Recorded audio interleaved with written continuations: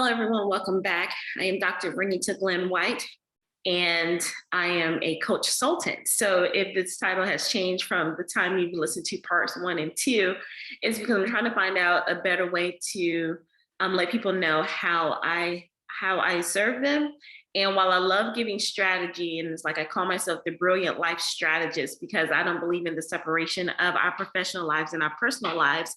But not only do I want to provide strategy, but I also want to provide support and accountability and be right there with people in the process, whether that's for 2 weeks, 6 weeks, or a year long. So I do believe that preparation and development happens best in like an incubator instead of just one and done. So I'm going through this process of how I developed my framework. It is from my dissertation, but it is still relevant to what we're doing as far as the need for STEM education, culturally responsiveness, all of those things in the leadership area and those who make decisions. That is why it's called Up-Leveling Leadership Preparation and Development, because I do believe that there are some great works that are happening in our preparation and ongoing professional development. We just need a little tweaking in certain areas. And I am a true teacher at heart. I was a college professor. So I do like to give a lot of background information as to why we do certain things. And then in this process, just some background information, kind of like an overview of my dissertation, and really displaying that this is not just something I thought up from thin air. You know, it was like research and work and actually working with real life people to test the idea. And I want to bring more of that to the masses. So we're going to talk about my approach to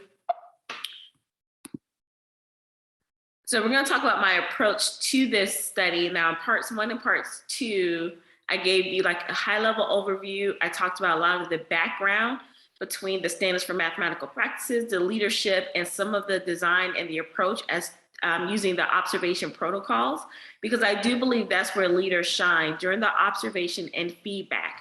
And the more that we can get our leaders to do that, you know, I do believe the other things are important. Having the vision, running the operations of a company or a school, depending on where you are, because schools are essentially companies, principals, and our CEOs, just like superintendents are CEOs of companies. And so not only do you get the high level vision of where you want your organization to go, but you're also responsible for developing your team members, whether that's all the way down to the bottom or just the people right under you. But they model what you model. So the next important part, I believe, is the observation and feedback. How are you looking at the work or the performance that your staff or your team is doing? And then what are you doing to provide, like, how are you providing them feedback? Is it just general feedback, or is it something that's specific, relevant, and meaningful to them to help them move the organization forward? And then you can say organization as far as the classroom forward, learning forward, whatever your goal and vision is. I do believe your observation and feedback is the driving force behind that.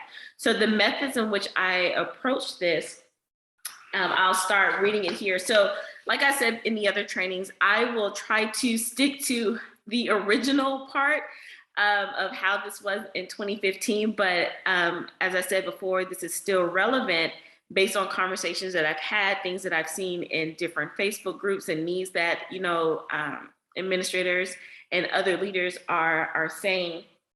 And so, okay, so I'll just start. Oh, I did want to say that, remember that this is, even though I specifically say mathematics in here, I want you to have the lens open to STEM education as a whole. And then if you're not the person that oversees that area, this is still relevant for any content specific area. So keep an open mind about this. So the methodology here will show that it really doesn't matter what the content is. The process is still the process. So the primary research methods for this study were qualitative, where data were collected using Think Aloud protocol analysis. And again, I said that was something that's not brand new. That was from Erickson and Simon way back in 1993, but it was still relevant and it is still useful today.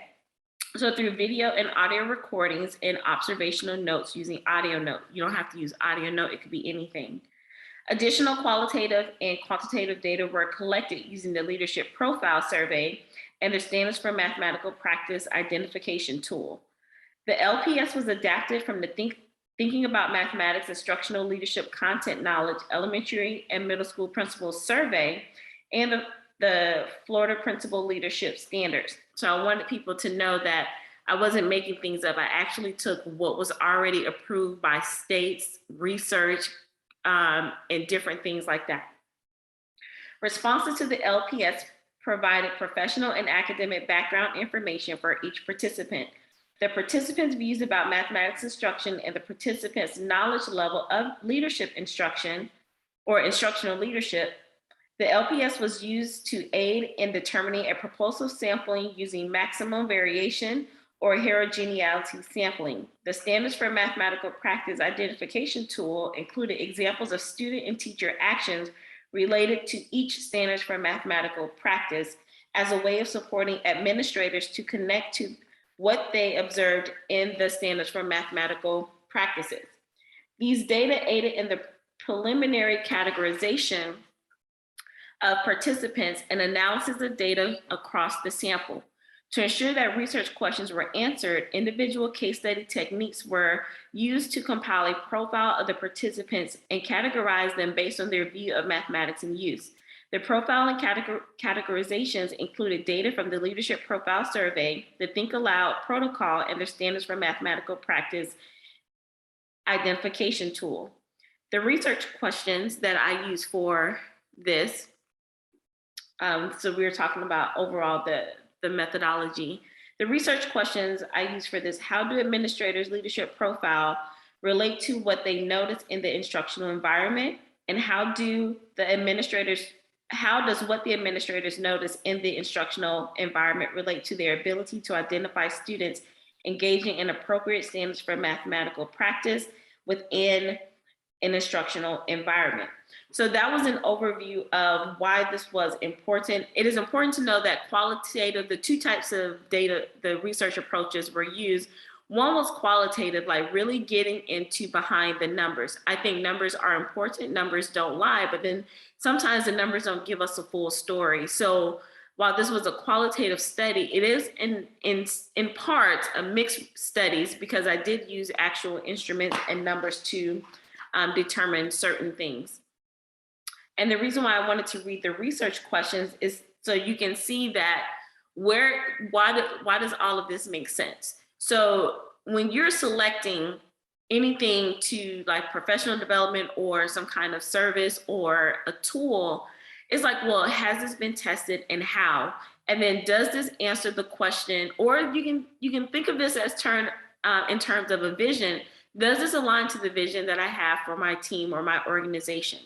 What questions do I have that I need to answer? And that's really what research is about. And then out of that research, this is how services and products are developed. So you may not know all the behind the scenes, but it's important to understand how to make better decisions when it comes to providing the best information possible for your team. So this is the rationale as to why I did that. I gave a high level overview, but this is like really the nitty gritty behind why I did that. So the Think Aloud design of this current research study is unique to the education leadership field, but the concept of thinking aloud has been addressed as a suggested reading and critical thinking strategy for teacher effectiveness, and is familiar to mathematics educators in the arena of problem solving. To understand the Think Aloud protocol method used in this study, systems theory from program evaluation research was used. The purpose and methods for this study assumed the systems perspective, and that instructional leadership and subject matter content cannot be separated when understanding and evaluating the dynamics of a mathematics classroom. Again, insert content area. A systems perspective involves understanding real-world interconnections and interrelationships, viewing things as whole entities embedded in context and still larger wholes. When observing and evaluating classrooms, the instructional leadership knowledge of an administrator cannot isolate pedagogical knowledge from content knowledge, as a classroom is a whole system where function and meaning of the parts are lost when separated from the whole. The systems thinking is consistent with the perspective of administrators and their views of mathematics classrooms and is connected with the interrelationship between what administrators notice in a mathematics classroom and the mathematical behaviors of students. In turn, this dynamic system approach perspective led me to use a think aloud protocol as it could capture administrators' cognition about the process of observing classrooms in a consistent manner and enable valid inferences to be made compared to data collected using content assessments, belief surveys, professional development, or other behavioral observations without a think aloud protocol. The verbal protocol provides a systematic and methodological way to document administrators' mental decision-making process as they analyze classroom videos without making inferences as in some research designs. This approach provided a direct expression of administrators' thinking without interrupting their focus on the task at hand. So if you don't remember what I said from parts 1 and part 2, when administrators or any leaders are doing observations of their team or their staff or anything related to performance, a lot of times things get lost from what they actually see to what they have to write down based on the form. A lot of times, they may have these thoughts, but they want to make sure that they're following the form. So a lot of things get left out. However, if you're able to observe the think aloud process, like if I'm able to tell you exactly what I'm thinking as I'm observing, then I can use that information to see how it fits within the protocol. So I'm not losing information, but it's like I'm gathering more before I have to filter out. And I think what we see, and not what I think, what I have observed and what I've researched is what we're seeing and actually saying, that's more pure than what we're writing down. Because again, just that quick, we can filter information because of our trainings, or we know that we have to look for certain things, but sometimes things get missed in that process. So the criteria, very quickly, I won't go into too much detail, but I did have a criteria of who and what I was looking for.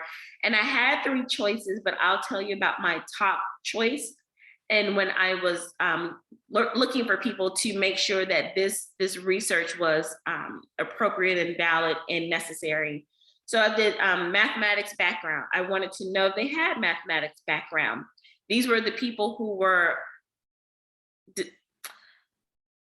I want to not designed, what's the word I'm looking for? These were the people who were in charge of mathematics department. So this is why I say it could be open to any content area, because if I wanted to work with science administrators or people who were responsible for the science department, I would check to see their background. Not saying that it was important, but it was like, I just wanted to understand prior to going into the study. So mathematics background, if they had a high comfort with mathematics, if they were a classroom teacher at the middle school or high school level, if they were an administrator with advanced leadership certification. So in my state, they can go, I think it's up to 2 levels or maybe 3 levels of different types of certifications. So that's beyond them having a master's degree, but it's like, what else have they done besides that? So those certifications after they got into the role. Sometimes you can do it before. I think you can do the first part once you become an administrator, and then the other 2 is after you become an administrator. If they had high knowledge of instructional leadership skills, if they had experience observing classrooms, at least at the middle school or high school level, if they had any knowledge, if they had the knowledge and understanding of the Common Core State Standards of Mathematics or the standards for mathematical practices, and then if they responded to the classroom reflection scenarios, that was part of the survey. So I sent this survey out to like a couple of people, like not more than a couple, like couple dozens of people at the time, because again, this was a small research study scale. The next people that I decided to use, if they had a science or comparable background, if they had some comfort with mathematics, if they were a classroom teacher at any level, if they had administrative experience with minimal certification, if they had knowledge of instructional leadership skills. So not even if they understood it, if they even knew what they were. experiencing observing classrooms, at least at the elementary level. So I wanted to keep this open. So I had, this was my preference, but I allowed if they met this criteria, even if they didn't observe middle school and high school, did they even observe elementary schools? Did they have any knowledge of the Common Core State Standards or the SMPs? And also if they responded to those classroom reflections. Those classroom reflections were very powerful in developing this survey. And I'll let you know that the reason why in a little bit. And the last choice was if they had any other background outside of mathematics or science, if they were uncomfortable with mathematics. And the way I got them to answer these was like, it's no judgment. No one's going to go back to your school district and say, this person shouldn't be over the mathematics department because they're afraid. You know, I want them to feel safe and knowing that they could trust me to give the true answers. If they were a classroom teacher at any level, if they were an aspiring administrator, and they may have certification. So there were some people who wanted to be administrators, but they weren't quite administrators, so they completed the master's program, or they may have gotten into what we call here a pool, but they didn't have the actual job. So they were still important in this study as well. I had that data to analyze them as well, because again, this is part of preparation as well. So I didn't use this for the actual dissertation. I saved this data, but it's how were they thinking prior to being in the role? And I thought that was important if we can develop them early with a different lens, but yeah.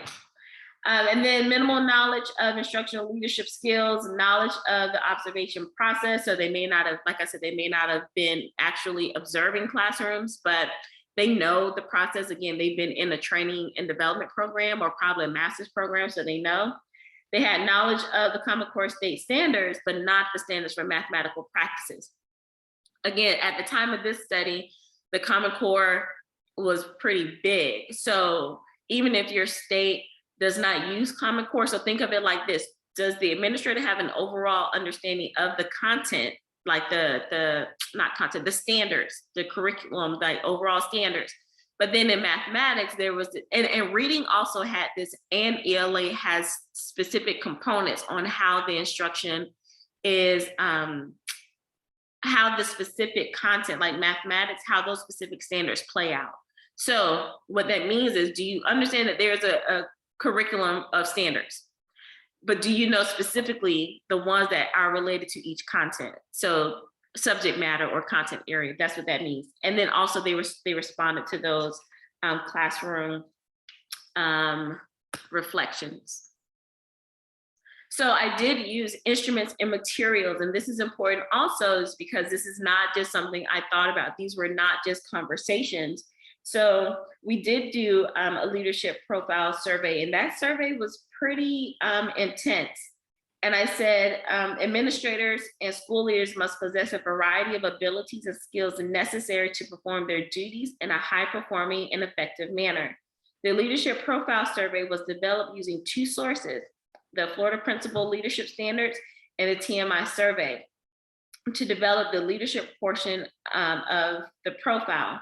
I selected and adapted one of 4 domains of the effective leadership from the Florida Principal Leadership Standards. Now, I did the Florida one because that's where I'm located, but when I was deciding to do this, I did do a scan of as many states as possible, because that's also part of the research. I didn't read that into part 2 of the survey, but during the literature review, I did have to go back and scan through a lot of the leadership standards.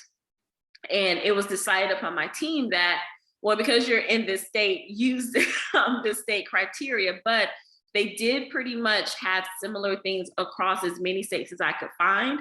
But this still can be adopted to or adapted to any state's leadership curriculum. It's the same format.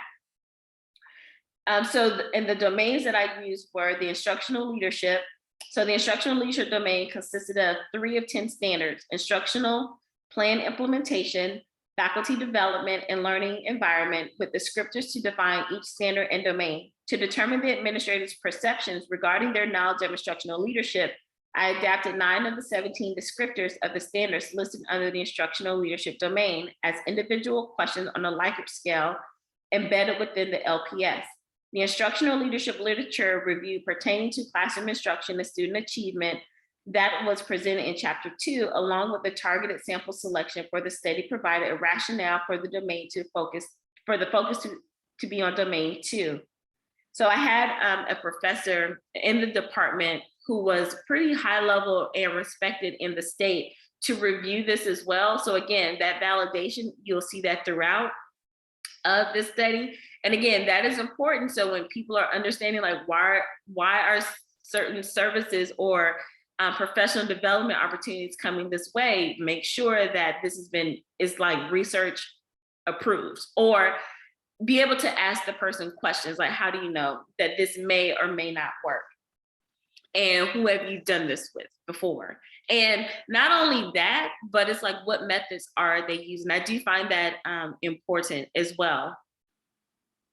So I do talk more about the study. It says the perception of the ability to identify the administrator's knowledge level of each descriptor was developed using a rating scale from very low to very high knowledge. The words each descriptor were modified from the FPLS to match the language of the main question stemmed from, and I just simplified those questions, and they were used as a self-assessment of the administrator's instructional leadership abilities and as a component of their individual case study leadership profiles. Again, I wanted to get behind the person, behind the numbers of the person. So I said a majority of the LPS was adapted from the TMI survey, which was developed by Nelson as part of a research project funded by the National Science Foundation. Again, this was heavy duty stuff. Nelson also introduced the concept of leadership content knowledge and has completed extensive research with leadership content knowledge in mathematics. The original purpose of the TMI survey was to investigate elementary and middle school principals' leadership content knowledge for mathematics in hopes of gathering information to improve professional development for administrators through the use of pre and post surveys, classroom reflections, and solving mathematics problems. For this study, I incorporated and adapted the following sections: with comfort of mathematics, classroom reflections, learning mathematics, and then strategies for teaching mathematics. So I had them go through a process through a questionnaire about those different areas. Let's see. I also talk about the validity and reliability of each component of the TMI survey and research project was addressed through the grant project using the survey with a sample of 21 principals from New York, Massachusetts, and other parts of New England who participate in cognitive interviews. So if you know anything about research, it's not like I could have just said, oh, I like this, let's use that. I had to make sure that, well, did they vet this instrument before I decided to use it? So that way I didn't have to spend most of my time, and my research study didn't have to go through developing an entire instrument. So I used something that was created, vetted, and it was good because the National Science Foundation backed it. And then I just adapted it with their, I tried to seek their permission. I don't know where they ended up, but I did send those correspondence. So it's like, I'm not taking their work. I just want to build upon that. And I think that's important in research as well. That's how we move forward. And then, so I talk more about how they use their instrument to strengthen why I wanted to use this instrument as well. So I used their instrument, and then I created parts of my instrument, and that's how we did that. Let's see, where are we? All right, so yes, that part was the leadership profile. Let's see, do I want to explain more about that? Yeah, I told you I incorporated all of those things. I was just a little behind on my slides. All right, so classroom videos. Why is this important? I selected videos from inside of mathematics. Now, it doesn't matter. Well, no, it kind of mattered where I use classroom videos. I did not want to use any videos from the particular district that I was working with because I didn't want, one, I wanted to respect the teacher's privacy.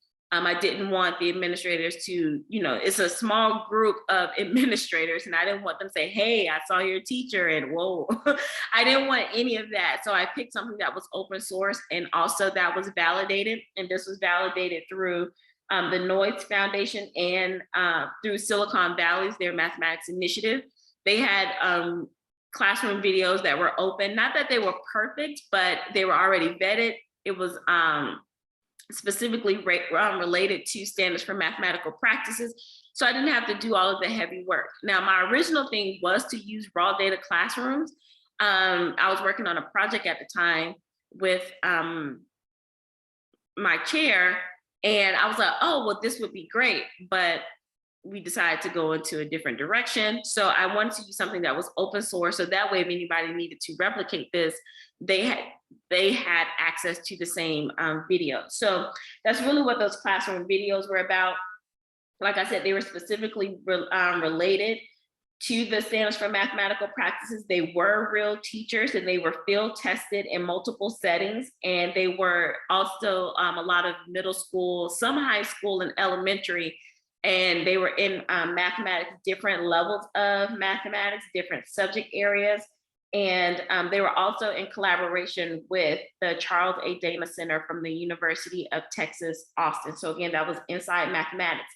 Now, those were in 2014, but again, when you're doing something like this just for practice and to understand what administrators are thinking, it is okay to use, you don't have to use like right there, right now, classroom observations. Now, when you're doing this process for real, you do want to observe the real people that you are observing, but to strengthen your skills, it can be any video as long as it's been tested, field tested, and they have the components that you're trying to research.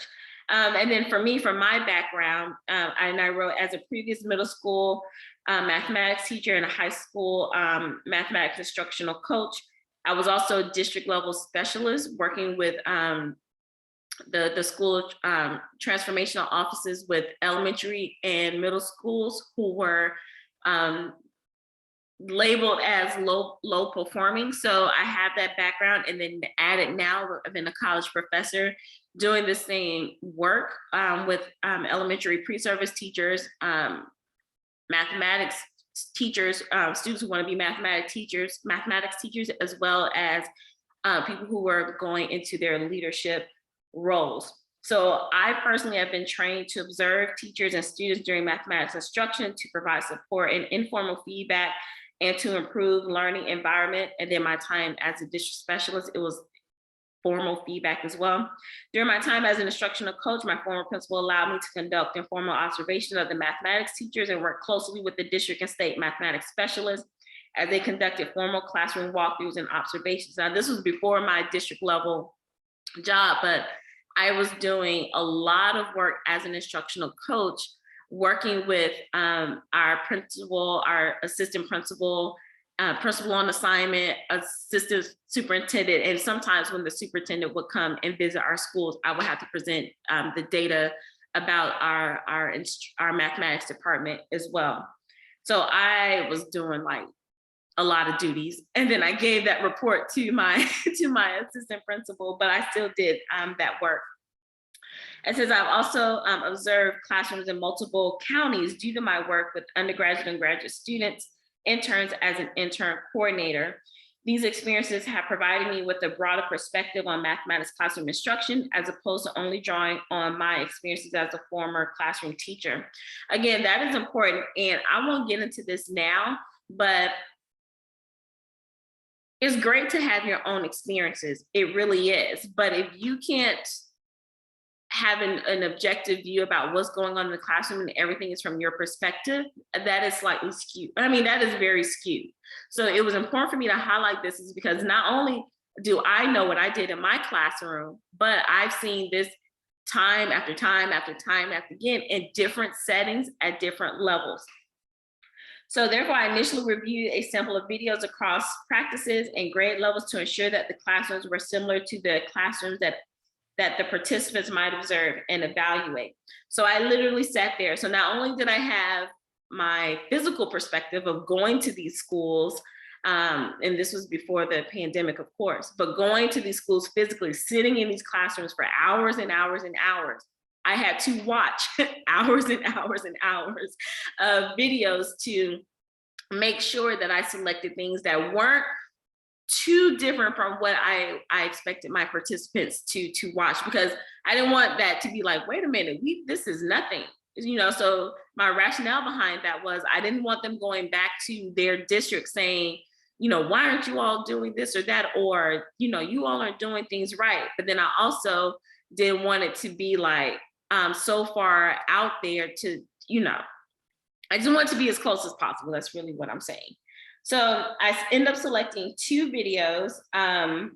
From one was multiple representations and numeric patterning, and the other video was algebraic equations, inequalities, and properties. So one was what grade was this? Oh, one was a 5th and 6th grade class, and one was a 7th grade class, because when I did my sampling, the administrators hovered around those areas. So again, I didn't want to pick something that was too low in the elementary room in perspective, and I didn't want to go all the way to high school, because it's like, let's give them a fair chance to observe what they would normally observe. So this is also important. So I use the Standards for Mathematical Practice Rater for protocol forms, the protocols and forms. And why is this important? So prior to data collection, a panel of professionals with mathematics teaching, administrative experience, or both was used to confirm or refute the existence of the SMPs that were listed as being evident in the classroom videos by Inside Mathematics. The panel consisted of 5 individuals: an assistant professor of mathematics education from a college in my state, an assistant professor of elementary mathematics education from the university, and an instructor of statistics from a private university in the state who received a doctoral degree in mathematics education, a central officer administrator of an independent school district in another state. I could name the states. These are in Florida, and then the outside person was from Texas. And the mathematics education doctoral candidate who was a formal district level mathematics coach. So that was important because, again, I knew what I was looking for. I know what I saw, what standards for mathematical practices I saw in the video, but I didn't want to just to rely on me. So I got a variety of people who were similar to the administrators I was looking for, or not. Like some were just focused on mathematics, and some were leaders, and some of them had both. And to make sure that they saw what I was looking for. Now, I didn't tell them what I was looking for. I was like, hey, you watch these videos and you tell me. And I gave them actual forms that I created, so that they could be as objective as possible. And we came out pretty aligned to this. So one document was the Standards for Mathematical Practice Rater form, and it had the look-fors for the teacher and students' actions. And I adapted those from the Common Core State Standards for Mathematical Practices and from ASCD Professional Development Institute.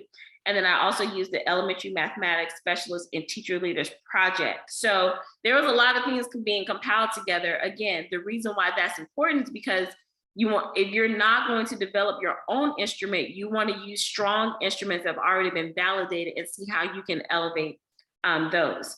So this form is similar to the tools that were used by administrators in this study. However, the SMP Raters form used by the panel provided detailed information regarding student and teacher actions and allowed the panel members to justify their selection for each SMP. They were given a specific time frame to do this, and they were sent the results back to me, and then I analyzed their results, and we were pretty spot on for all of the videos in that area. So I was pretty happy about that. I also wanted to say that I did do a pilot study.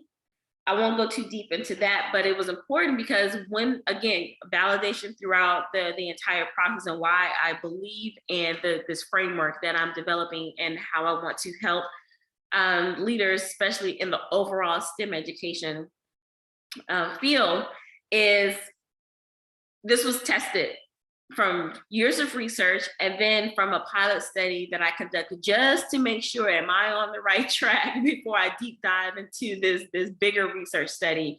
A pilot study that happens a lot in engineering. It happens a lot in the medical field. So I was still doing things that were related to engineering design back then. So that's why I believe wholeheartedly in really understanding what STEM education truly is about, because I went through this process. So for data analysis overall, I really went through each of these forms, and I went through them. I recorded the people, what they were saying. I watched these videos with them multiple times. I didn't say anything. I allowed them to speak what they were going to speak. I transcribed that data, meaning I listened to every single word that they said so I can really get into how they were when I was developing these surveys. Because again, numbers are important, but understanding words and people, they tell a bigger story. So I developed the leadership profile after going through all of their surveys, their observations, their think alouds, even their post think aloud, like what they were writing after they saw the form. We did the study where I literally sat there with them, had to read through the protocol and the format so that everything was consistent. We were all isolated in different areas. And each one of these took like between 20 and 30 minutes. I thought it was going to take longer because when you do classroom observations, typically an administrator may sit through the whole, from 15 minutes to sometimes the whole class period. So I was happy to see that the process that we did was between 20 and 30 minutes. So it was still within the range of what they would typically do in a regular day. And then I also did the follow-up with the interview. So again, they watched the videos. I mean, they did the surveys, I compiled all of that. So I had an idea of what they were going to say, but the think aloud, what they were actually saying and what they were writing down, and then the feedback that they were going to give the teachers, all of that just either supported what I built as a survey or it contradicted what I saw in the survey. And we'll get to that, but it was important to say, not only, that's where the qualitative part comes in. Not only did I have the survey, and I built a profile based just on what they wrote and how they responded to certain questions. But I wanted to enhance that profile by what they said, what they did, and the feedback that they provided. So that was part of the data analysis as well.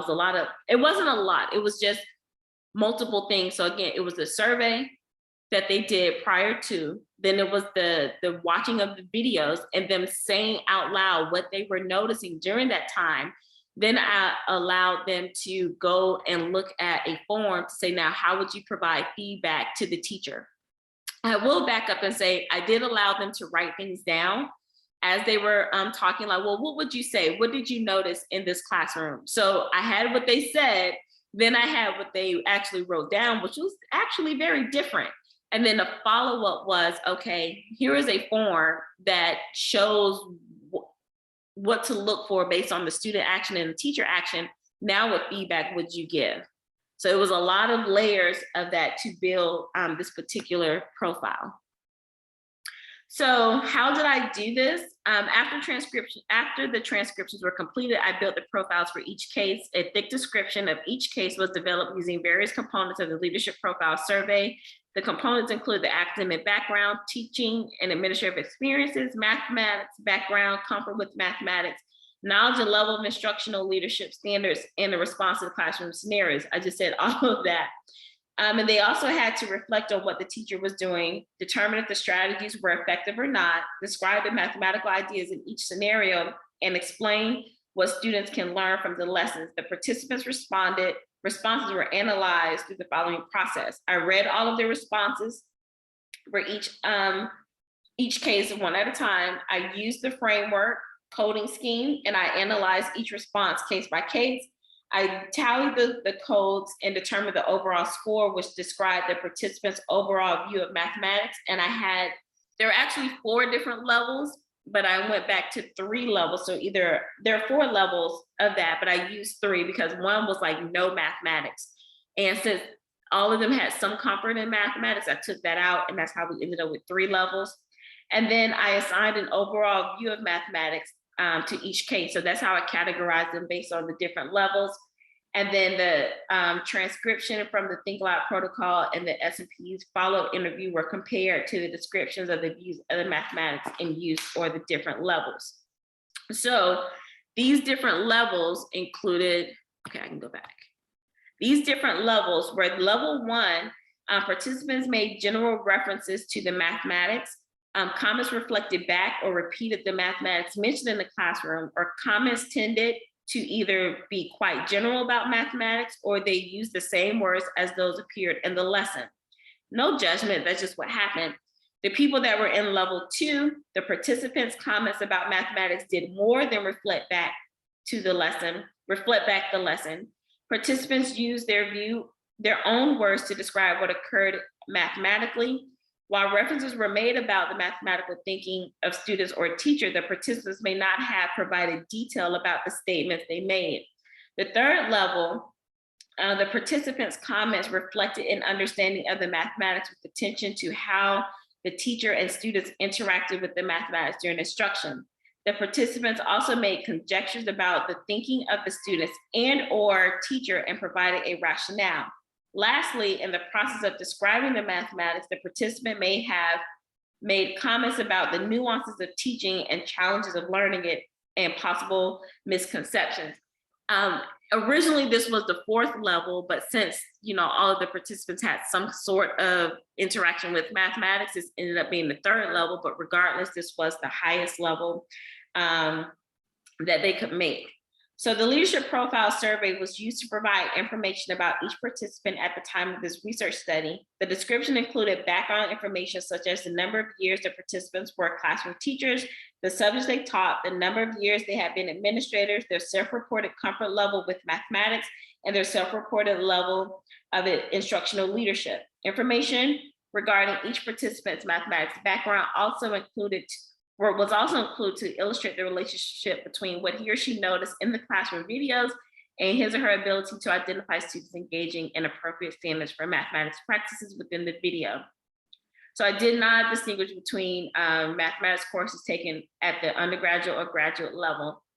Prior to the Think Aloud protocol, I verified the leadership profile survey information with each participant by having him or her review his or her leadership profile survey and provide any additional information. So again, I want to make sure, are you telling the truth? Is this what you said? And I want them to be comfortable to making sure that they did tell me the truth, because it's well, what's the point of research if you're not going to tell me the truth? And I wanted to make sure that this wasn't going anywhere. No one's going to use this to take your job away from you. So for validation, as I said before, several validation methods or tests were used to ensure that I did not present a skewed view of the cases. And construct validity was addressed by using multiple sources of evidence, such as the leadership profile survey, the Think Aloud protocol, and the standards for mathematical practices identification form during data collection. The second test, internal validity, was conducted during the data analysis by using the analytical techniques of patterns matching within the transcriptions and the views of mathematics in use. Replication logic through the individual case studies was used to complete the third test of external validity. Each case underwent the same process of being selected and engaged in specific measures during the data collection process. Finally, reliability was addressed during the data collection process through the use of protocols and detailed procedures. Again, the reason why that is important is because when you're coming and saying hey, I think that how you are observing mathematics or any content, if you don't have a strong background in that, I think we can do something better to up level this skill set. Or the protocols that you're using are not that great. And well, not that great for this particular thing. Again, if you went back to 1 and 2, I called out 2 highly successful observation protocols, but then I also said that they weren't designed well enough to get to the point of content, content related feedback, for that meaningful content relevant feedback. And no disrespect to those protocols. I mean, they get the job done. But even the creator of those protocols said this is not what it was intended for. It was intended for high level overview strategies and ways to support. They really weren't designed to be attached to whether like scores or whether the teacher was good or bad or anything like that. It was just like, hey, these are some areas we noticed where you can improve. Now let's get together and help you improve those areas. So that is what I did for that. And again, it is important to understand the methods behind this. So if you are looking for like, hey, I want to make sure that we're on the right track, this is not just something that just came out of thin air. Right. And I think that's important. Again, I'll keep saying this, and that's been some issues that I've had with some professional development services, is that people pick and choose what they want to use in providing support for schools or organizations, but they don't understand the process behind it, or they haven't taken time to understand the process. So they don't implement with fidelity when it's time to offer those services. That's all I will say right there. I will leave it there. Thank you so much for listening to part 3, and the next trainings will come up soon. If you have any questions or comments or concerns, feel free to reach out to me at drvernitaglenn.white.com/leadership. I will be happy to answer any questions that you may have as well. So I look forward to hearing from you and seeing you on the next training. Thank you so much.